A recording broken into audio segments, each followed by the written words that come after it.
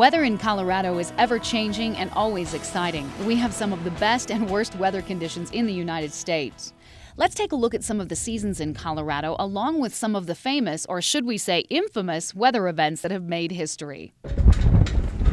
We often think of the seasons of the year based on their astronomical definitions. Those 91-day periods based on the winter and summer solstices and the spring and fall equinoxes. But these definitions are far too rigid to capture the complexity of weather in many places across the United States, and they certainly don't cover Colorado well at all. It's unbelievable. Have you ever seen anything like it? Not for many, many years. Let's begin our tour of the seasons in the winter, which, as you know, officially begins at the winter solstice just days before Christmas. December, January, and February are the driest months of the year here on the eastern slope of the Front Range. The average precipitation for all three of these months combined is only 1.63 inches. Sunshine at this time of the year is about the same as the summer months, with clear skies about 70% of the time. When the wind is light along the Front Range, we sometimes have situations where cool air hovers right near the surface, while warmer air flows over us from the west. This is called an inversion, because we usually expect to have colder air at higher altitudes, but this situation is just the opposite. When these inversions happen, dust, dirt, and pollutions, or pollutants, are trapped in the lower portion of the atmosphere, forming what we call the brown cloud. Temperatures in the winter have a huge range, from the coldest ever, 29 below zero on January 9th, 1875, to 79 degrees on December 5th, 1939. It is not at all unusual to have days in the 60s at any time in the winter. On the same camera, we got us rafting, me with no shirt on, and getting off the rafting trip, and snow. While averages tell some of the story, big storms many times define an entire season. The biggest winter snowstorm in Denver was the monster storm from March 17th to the 20th in 2003. During this three-day storm, the Denver area had 30 to 45 inches of snow, with the official snow total being 31.8 inches, making it the second largest snowfall of all time in Denver weather history. Not only did this storm blanket the Denver area, but heavy snow fell in the mountains along the Front Range, with Rawlinsville receiving an incredible 87.5 inches of snow burying the town. That's over 7 feet of snow in one single storm. The heaviest snowstorm ever was in the month of December back in 1913. Though not technically during winter, 45.7 inches of snow fell from the first of the month ending on the 6th of the month.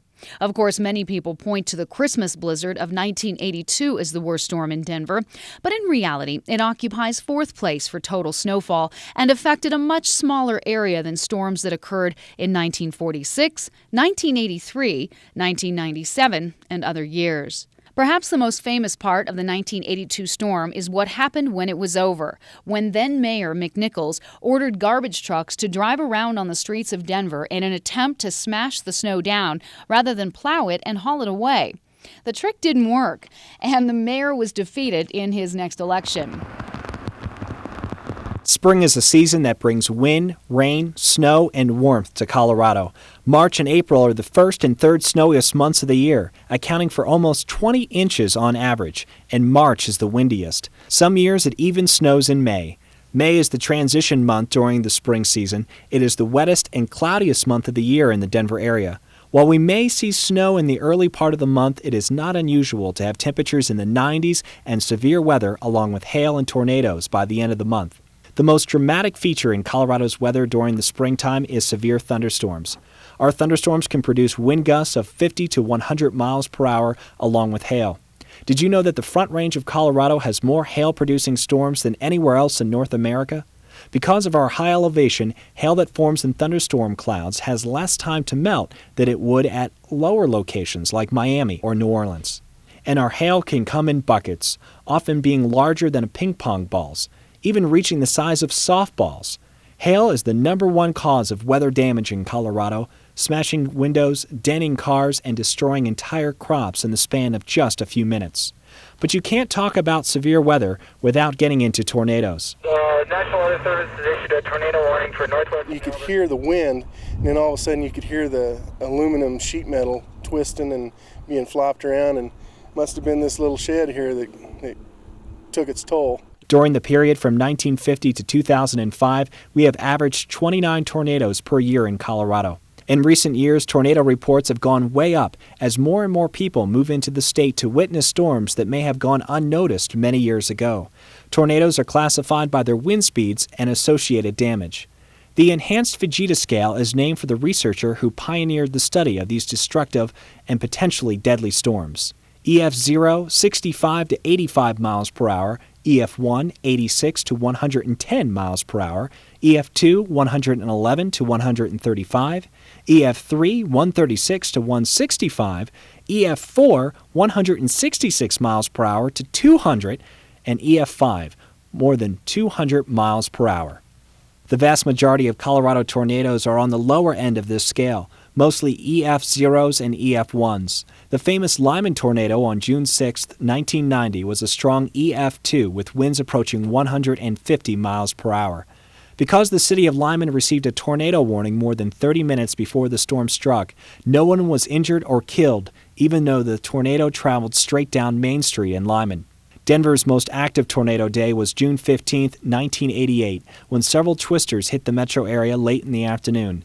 Many buildings were damaged, but again, we had no fatalities or serious injuries. Tornadoes generate a lot of fear and concern, but there have only been 3 deaths due to tornadoes since 1960.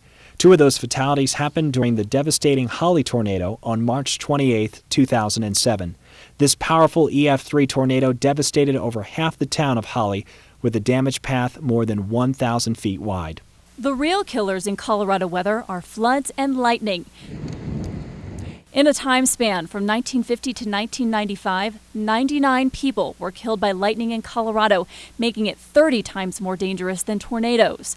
Lightning is a huge discharge of static electricity after large amounts of electricity build up in thunderstorm clouds. These bursts of energy contain intense heat with temperatures reaching 50,000 degrees Fahrenheit. That's 6 times hotter than the surface of the sun. The electrical energy in just one lightning bolt could provide all of the energy for your home for an entire month. The best way to stay safe from lightning is to go inside a sturdy structure like a house, garage, or barn. A car can also provide some protection, but it's important to not be touching the metal portions of your car because if lightning strikes it, it will travel along all of those metal surfaces.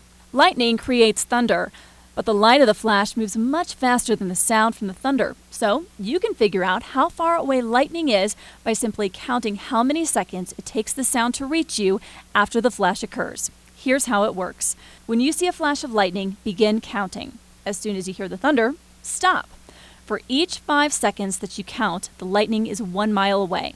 So if you got up to 10 seconds, the lightning's 2 miles away. 15 seconds, 3 miles, and so on. Year in and year out, lightning is the most deadly weather event in Colorado. Because we have so many thunderstorms in our state, the risk of being struck is high for anyone who works or plays outside. There's a safety program that you can use to help stack the odds in your favor when thunderstorms are in the area. It's called the 30-30 rule, and it's very simple. If you see lightning and hear thunder within 30 seconds of the flash, it's time to head inside.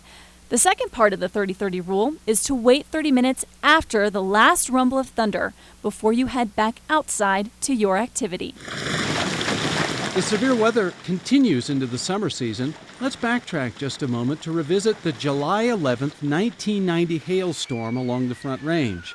In just 45 minutes, this massive storm produced over $600 million in damage as golf ball-sized hailstones pounded everything in their path.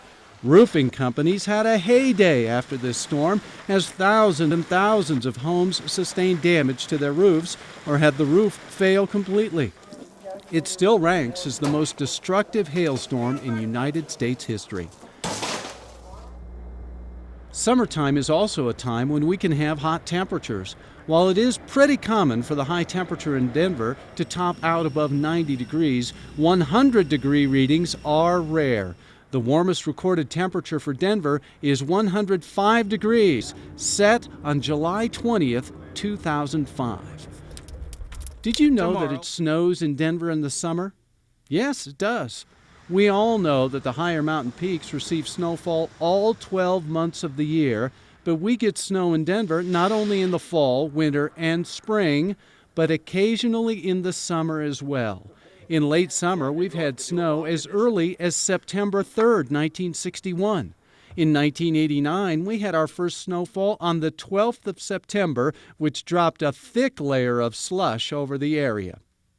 In 1995, there was a devastating snowstorm on the 20th of September when several inches of wet snow destroyed thousands of trees along the Front Range. Because the trees had not yet shed their leaves for the fall season, the snow was caught and held in the branches, weighing the branches down until many of them snapped. After all of the action of the spring and summer seasons, the early part of fall can be a little more relaxing for the meteorologist. Fall begins with bright, sunny, warm days and cool evenings, but the first snowfalls are certain to come in the fall season. Most of the time, the snow in late September and during October is wet, with a lot of melting as it hits the warm pavement in and around the city. However, we have had some monster storms in October. One of the biggest was on the 24th and 25th of October in 1997. This storm truly tested the all-weather capabilities of the then new Denver International Airport. Because city officials were so proud of the new facility, they would not close the airport. So when travelers called out to check the status of the airport, they were told that it was open. What they weren't told was that the main road into DIA, Pena Boulevard, was completely impassable, with hundreds of cars stranded in the drifts. Since airline crews could not get to the airport to prepare and fly the airplanes, no airplanes could take off, except for the Denver Broncos charter flight to Buffalo, New York. The extensive network of snow fences you see lining Pena Boulevard now is a direct result of that travel nightmare from 1997. Fall and winter blend into one another with periods of snow and colder temperatures that create more icy and poor travel conditions. We do have breaks from the cold and snow, and as we said at the beginning, it's really hard to tell when winter weather begins and fall ends. Now we've come around with an entire year of Colorado weather under our belts. It can be beautiful, frustrating, or dangerous, but our weather is always exciting.